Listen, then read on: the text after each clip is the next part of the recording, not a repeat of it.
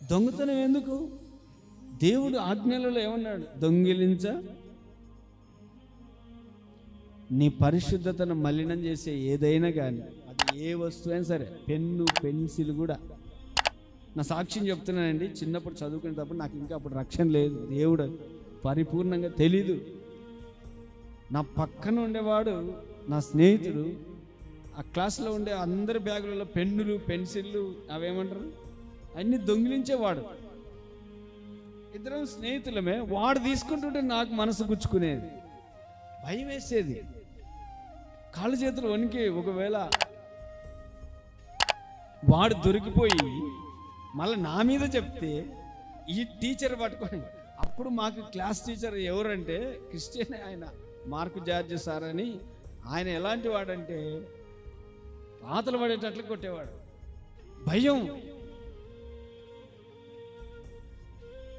వాడు తీరా చూస్తే వాడు దొంగతనం చేసేవాడు, వాడు తీసేసేవాడు.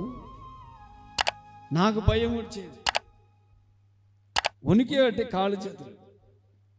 దేవుని బిడ్డలారా, పరిశుద్ధత కాపాడుకోవాలి.